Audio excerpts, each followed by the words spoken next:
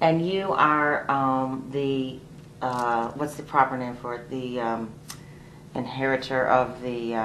the Royal Dynasty of Magic. The Royal Dynasty of Magic. And it's been handed down to you. Yes. And when you're done with it, yes, yes. You're going to hand it on to somebody else. I will put it on eBay. That's right. I love that. I love that. That's how much, it's like a really intense award. But actually, that's an honor. I mean, you were chosen, you're the only one in the world doing what you're doing. Do you know what I mean? At that caliber. So that's a really neat honor too. Well, again, that's, to me, it's a connection with the past. Whatever art form you're in, whether it's magic or music or comedy or acting or writing, I think you have to study the history of your art form. You need to know where the art form has been before you. Absolutely. And what the trends were and how it got to the present time. And then that gives you a direction where you're going to take it to next. Now, was Harry Houdini Jewish? I believe his father was a rabbi. Oh, get out. Yes. Awesome. See, we were talking before, and I was like, he's really into magic, and he's got some cool Houdini prints, whatever.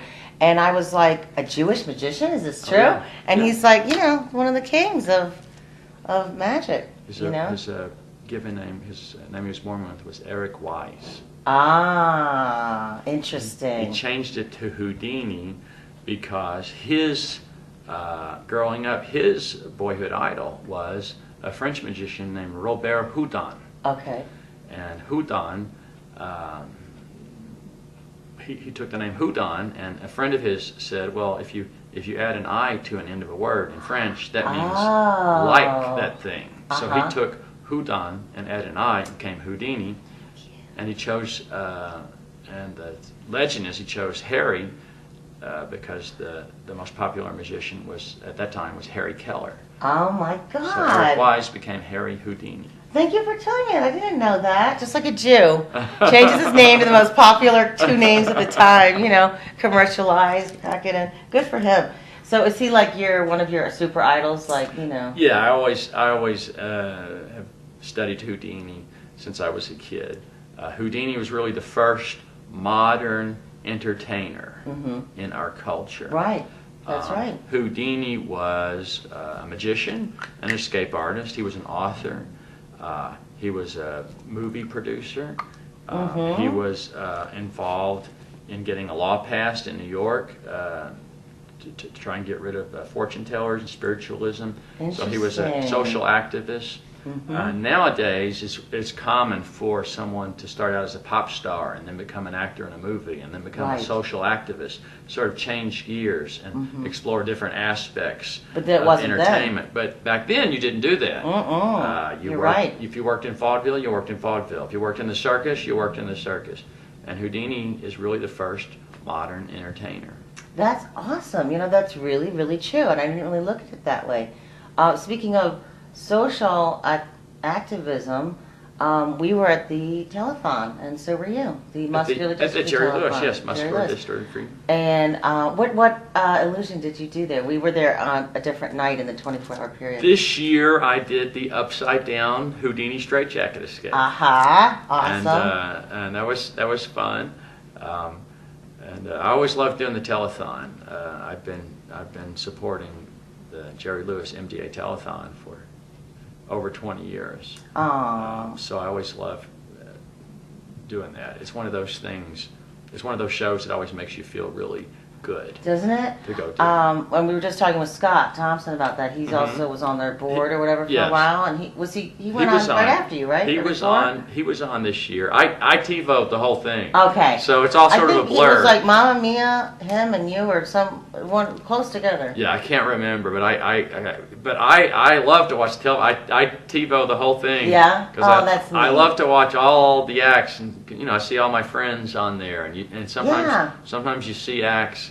Especially late at night, right? Like in 3 a.m. you see acts you don't get to see anywhere else. It's true. It's really crazy acts, right? Guys playing Jerry going crazy. Guys playing spoons, right? And, just acts you don't see anywhere else. That's right. It's great to actually really be there too, isn't it? Yeah. This is the first time we covered it, and I was on the set shooting and stuff, and the vibe from the audience is so wonderful. it's like a petite little studio. It's just so warm, and everybody's so into it, and there's such a need, you know.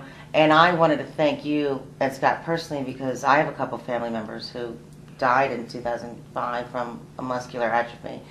And it's such an important cause, and it's so nice. You know, people laugh at Jerry Lewis sometimes. I don't know why, because he's brilliant. But, you know, who cares about goofy whatever? He's doing an awesome thing. As long as they call in a pledge. That's right. As long as they give money, they can laugh at all of us. That's right. That's what I think. And people should try and come to it, too. I know there are people waiting 3 hours in line to get their 1 hour period. They only let the audience stay for an hour. Oh, really? 60 minutes, and you're adios. And you see whoever's in that 60 minutes. You don't get to choose. But it was worth it. The line was out the door, and everyone was so thrilled to be there. This was at this is the second year they've had it at the South Coast. Oh, it was the second year? Oh, Yeah. I thought it was the first. Oh, neat. No, they were there last year. 'Cause Oh, I was perfect. We did it there last year. Last year I did the Sawing Woman in Half. Oh, you did it there? Yeah. Ah, did you That take was someone fun. from the crowd? Yeah, someone from the crowd. That's another one I want to know. But I just want you to take half and keep it. Just keep it, you know, in a box somewhere. You don't have to give it back. And it's got to be certain parts too. We got to talk that over first. What you're going to remove, but you could charge a lot for that actually. You know, the one illusion that we said this in our other interview that I really love is that it's so typical of your show because it's very romantic and theatrical and entertaining. Is when you're in that bed.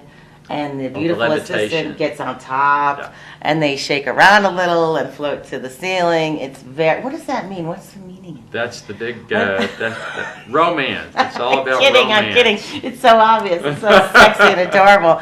The whole thing is really a lovely show. I told him at first, you know, I'm like, oh, magic tricks, you know, da da da, and it's just unlike anything you've ever seen. And it's so, like I said, romantic. It's good for kids, but I think couples would love it because it just gives you that light of the know feeling. It gives you the feeling of, you know, magical things happening, and that's romantic. You know what I mean? Well, magic is an art form that appeals to everyone, really. It is an art form. Absolutely. And, you know, I look out in the audience, I see little kids, and I see parents, I see teenagers and grandparents.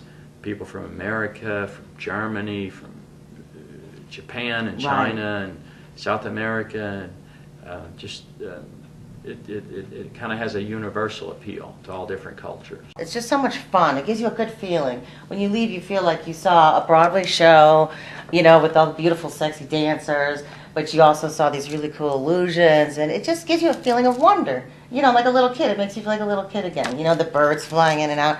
It's wondrous, and it's in Vegas, because, God, we've seen everything now. We're a bit bushed. But a lot of the shows are, you know, still a bit, you know, dicey, and they leave you feeling a little dirty, a little trashy. You know, you need a cigarette right after. You're like, what did we just see? That's the great thing about Las Vegas. You can see whatever you want to see in Las Vegas. Right. You can go see Wayne Newton and the Blue Man Group in the same night. Right, You can go see Cirque du Soleil, and you can see the Folies Bergère. You can see Penn and Teller. You can see Lance Burton. You can see Carrot Top. You can see the Crazy Horse. Whatever type of show. There's adult shows in Las Vegas. There's afternoon shows. There's shows for, you know, the general audience, like my show. I consider a, you know, general audience show. But whatever you want, you can find it here. Right. And speaking of Chris Angel, you're going to be doing some episodes. You shot them already? Yeah, I'm on a couple of the episodes. Great. Did he run into you with anything or light you on fire? No, he didn't do anything dangerous. No? Not with me anyway. Okay. I don't do that anymore. He tried to run over Scott Carrot Top. Yeah, with a motorcycle. Car. Yeah, I saw that one. I saw one a couple weeks ago where he freaked Carrot Top out because he pretended like he cut his finger off. Oh, really? Oh, I want to see that. It was hilarious. So you did some with him too, and they're going to air this fall? I think they started airing in June. Great. So they're airing now. Ooh, I can't wait. We're going to tape and TiVo those. And that'll be my Lance Burton dose for the rest of the fall. Thank you so much for doing My this. pleasure. Let me get Thank a hug. you. Oh. And then, Thank so you. Nice to meet you.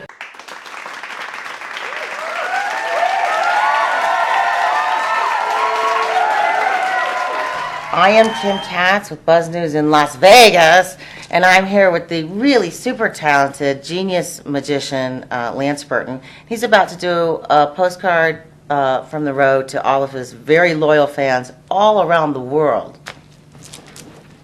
Hi everybody, it's Lance Burton here in Las Vegas. Want to say hello to you all and invite you all to come to Las Vegas. You'll have a great time, and they have this new thing now in Las Vegas. They just started, and I think it's really going to catch on. It's called legalized gambling. It's going to be big, I predict. You heard it here first.